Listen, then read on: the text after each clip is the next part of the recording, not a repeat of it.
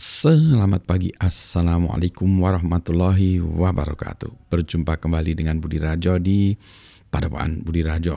Kita selalu mulai dengan Nabi dulu.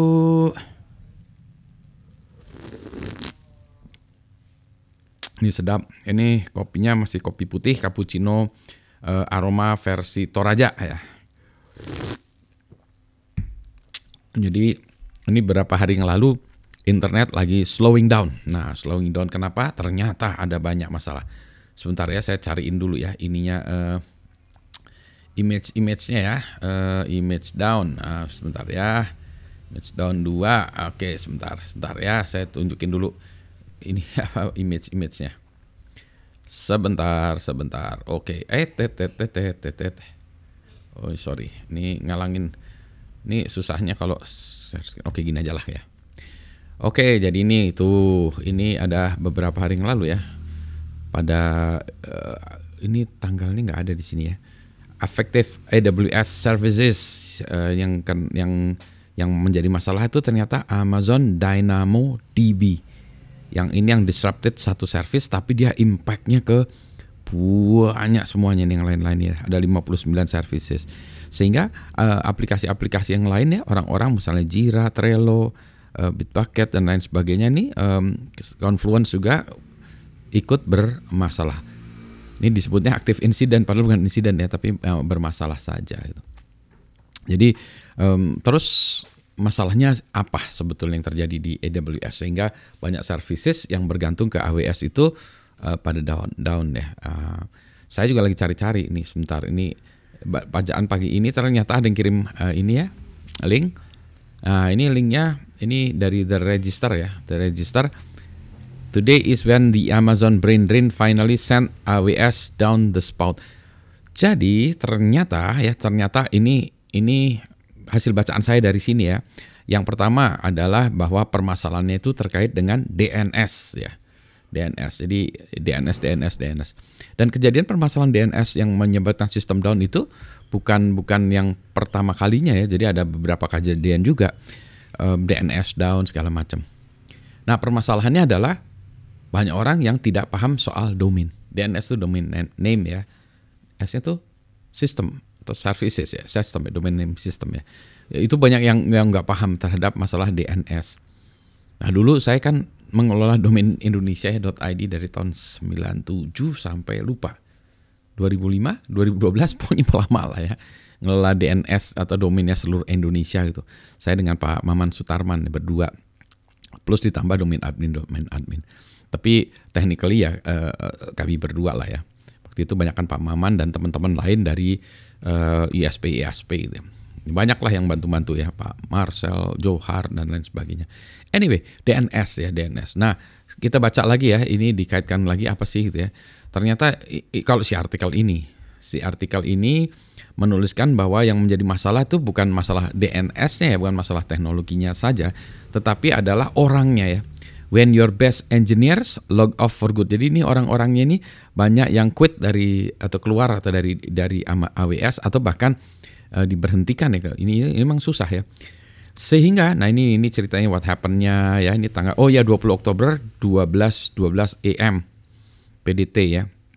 Increase error rates and latencies for multiple AWS services in the US East One region gitu. Terus ya ternyata adalah significant error rate made to the DynamoDB endpoint. Nah, terus ternyata DNS. Nah, jadi ini di si artikel ini memang si AWS itu terbuka ya. Kalau dulu memang nggak jelas apa yang permasalahan. Kalau sekarang dia lebih terbuka, kita jadi lebih tahu masalahnya apa gitu. Nah, yang pertama dia itu ya, si AWS itu bahwa tahu ada breaking, things are breaking, jadi mulai ada masalah sampai narrow it down to DNS itu 75 menit. Lama juga ya, 1 jam lebih baru tahu ya. Ya, jadi itu ya. Jadi memang ya di satu sisi kita sekarang jadi lebih tahu ya apa yang terjadi, si AWS-nya lebih terbuka gitu. Jadi ini ya terus menjadi masalah itu adalah AWS itu sekarang semakin besar ya. Terus ini ternyata si AWS itu juga sekarang, ya bukan sekarang ya, beberapa waktu yang lalu juga sampai sekarang masih melay off 27.000 orang ya, 27.000 orang. Sehingga banyak orang-orang yang itu 27.000 orang ya impacted by layoffs ya. Jadi udah mulai dari 2022 sampai 2024, continuing into 2025 gitu ya. Jadi ya ada banyak orang yang memang layoff, ada juga yang quitting ya. Ini people quitting who we wish didn't gitu ya.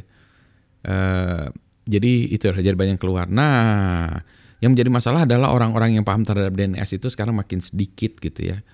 Jadi gitu ya. Jadi ini dia ini ya. Jadi mungkin juga masalahnya diambil anak-anak baru yang nggak ngerti apa-apa gitu ya. Jadi atau orang yang tidak mau ikut bertanggung jawab terhadap masalah itu. Jadi gitu. Ya. Kalau ini si penulis ini, my take, this is a tipping point moment gitu. Jadi ini pada masalah increasingly it seems that the talent who understood the deep failure modes is gone. Jadi talent-talent yang hebat-hebatnya di AWS yang tentang ini ya, itu udah nggak ada lagi di sana. The new, yang baru-baru nih ya, leaner, lebih sedikit ya, presumably less expensive team, mungkin yang lebih murah lagi ya, lack the institutional knowledge needed to. Jadi ya memang pemahamannya terjadi itu enggak ya. Jadi ya, if not prevent these outages in the first place, significantly reduce the time to detection and recovery. Ya oke lah kalau misalnya bukan ini ya, nggak bisa mencegah, tapi paling nggak harusnya significantly reduce time ya, mengurangi waktu untuk detection ke recovery ya. Remember, there was a time when Amazon's frugality leadership principle meant doing more with less. Ini dulu sama ya, kami juga lagi frugal IoT, tapi ini frugality ya. Di Amazon itu maksudnya adalah dulu bisa nggak kita ngerjain banyak hal ya dengan orang yang sedikit lah ya.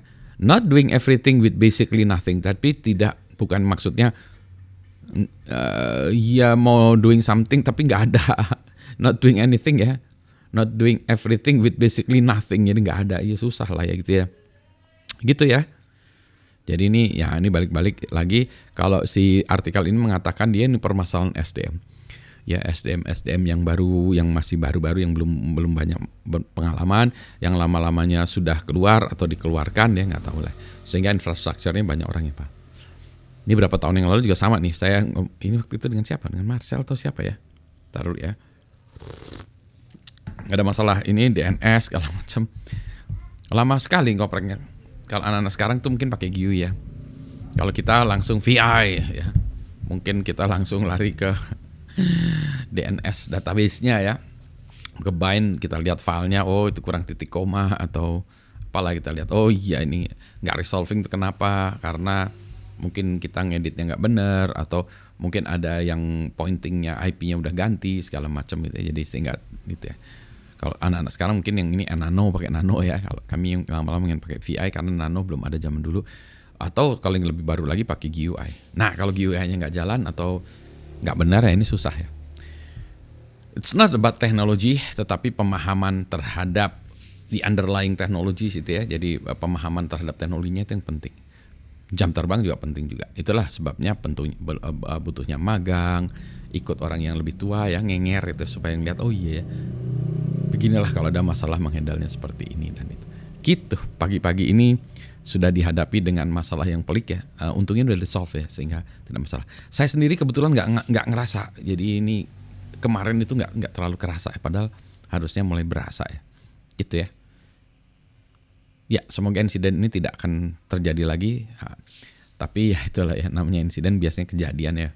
Dan repotnya itu pas lagi situasinya rudet ya, lagi ribut, lagi ribet luar biasa, ada insiden pula ya. Poseng sekarang mati. Tapi yang penting kita sehat semuanya. Gitu ya. Selamat pagi. Assalamualaikum warahmatullahi wabarakatuh.